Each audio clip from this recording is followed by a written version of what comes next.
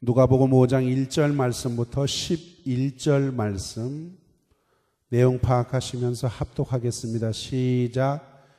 무리가 옹이하여 하나님의 말씀을 들을새 예수는 게네사렛 호숫가에 서서 호숫가에 두 배가 있는 것을 보시니 어부들은 배에서 나와서 그 물을 씻는지라. 예수께서 한 배에 오르시니 그 배는 시몬의 배라.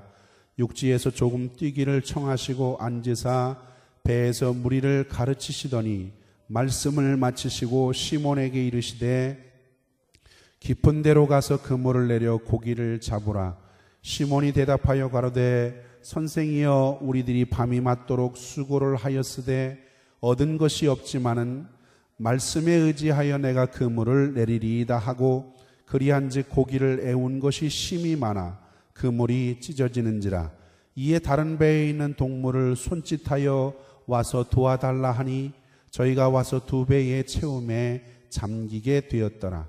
시몬 베드로가 이를 보고 예수의 무릎 아래 엎드려 가로되 주여 나를 떠나소서 나는 죄인이로소이다 하니 이는 자기와 및 함께 있는 모든 사람이 고기 잡힌 것을 인하여 놀라고 세베대의 아들로서 시몬의 동업자인 야고보와 요한도 놀랐음이라. 예수께서 시몬에게 일러 가라사대 무서워 말라 이제 후로는 내가 사람을 취하리라 하시니 저희가 배들을 육지에 대고 모든 것을 버려두고 예수를 좇으니라. 아멘. 가끔 한국에서 일어나는 사건 가운데 하나가 뭐냐면 골목에서 놀던 아이들이 자동차에 치여서 사고를 당하는 그런 경우예요. 그만큼 놀만한 공간이 부족한 아이들에게는 아마 골목이 놀 수 있는 또 다른 공간이 되고 또 그 골목에서 공을 차면서 놀기도 하는 것이 한국의 실정입니다. 한 번은 어떤 여자분이 운전을 하다가 그 골목에서 뛰쳐나오는 어린아이를 미처 발견하지 못하고 가볍게 그 어린아이를 치었어요. 이 운전하던 여자분이 차에서 내리면서 얼마나 놀랬겠습니까? 그래서 그 아이에게 소리치면서 이렇게 반응을 했다고 해요. 야 이놈아, 내가 너 때문에 얼마나 내 마음이 놀랬는지 몰라.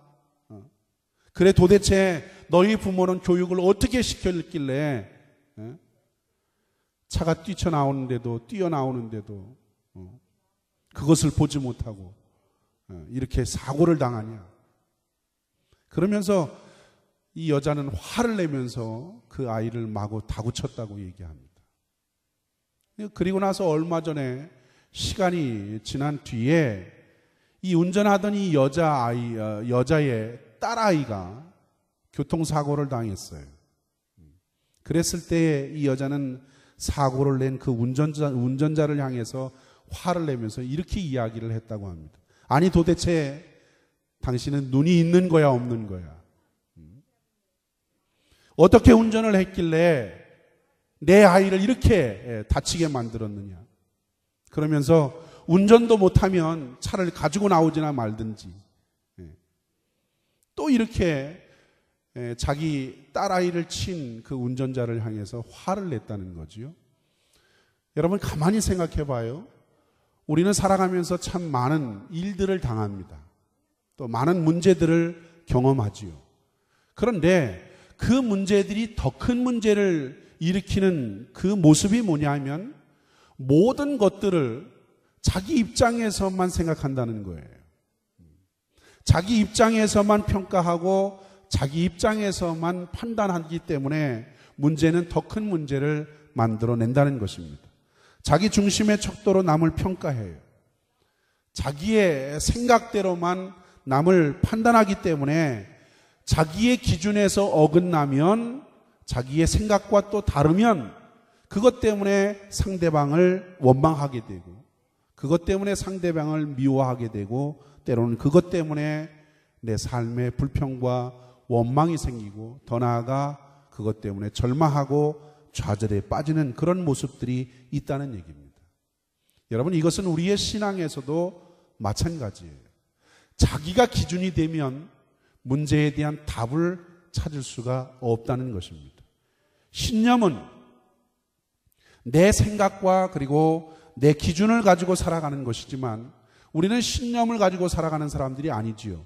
우리는 무엇을 가지고 살아가는 사람들이에요? 신앙을 가지고 살아가는 사람들이에요. 신념과 신앙의 차이는 바로 여기에 있어요. 신념은 내 생각대로 살아가는 거예요. 내 판단대로, 내 기준대로 살아가는 것이에요. 내 능력껏 내 힘을 의지하고 살아가는 것이 신념이지만, 그렇지만 우리는 신앙은 내 기준과 내 생각과 내 방법과 내 계획, 이 모든 것을 주님의 방법으로 바꾸는 거예요. 주님의 기준으로 바꾸는 거예요. 주님의 생각으로 바꾸어서 살아가는 것이 바로 신앙인 것입니다. 그것이 바로 오늘 우리에게 있어서 올바른 신앙이라고 이야기할 수가 있습니다. 오늘 본문의 말씀에 보면 어려서부터 바닷가에서 자랐어요.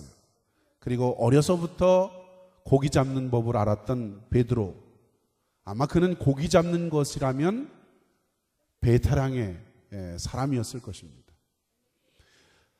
그런데 그는 어느 날 바다에 나가서 그물을 던졌어요. 그 그물을 던지는 그 모습은 밤새도록이에요. 밤새도록.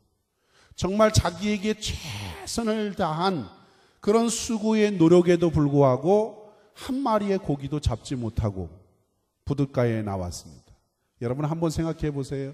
밤새도록 그물을 던졌는데 한 마리의 고기로 잡지 못하고 그냥 빈배로 돌아오는 어부의 심정이 어떨까요? 아마 굉장히 허탈했을 것입니다.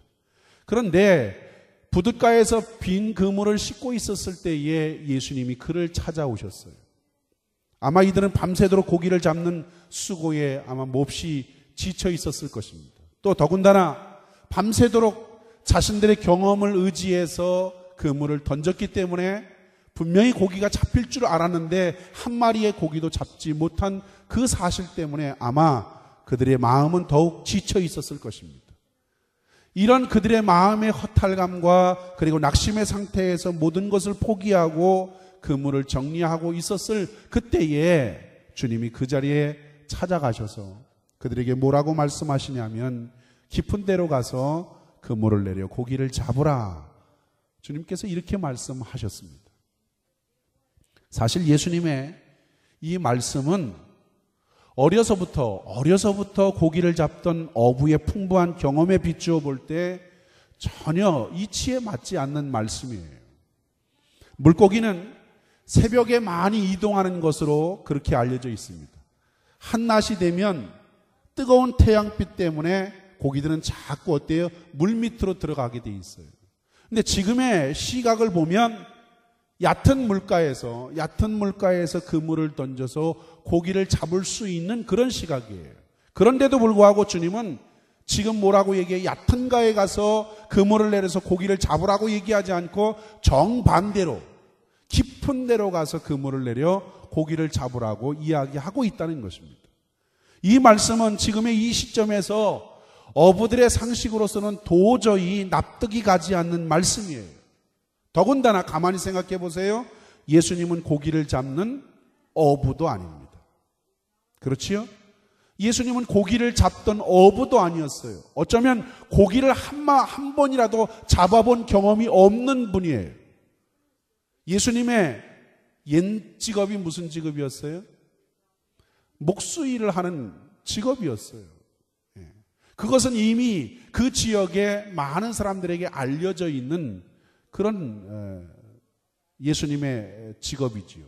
그렇지요?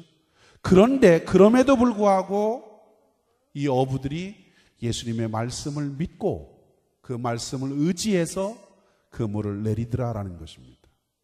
그랬을 때에 그물이 찢어질 정도로 많은 고기가 잡혔다고 하는 것이 오늘 본문 속에 나타난 내용입니다.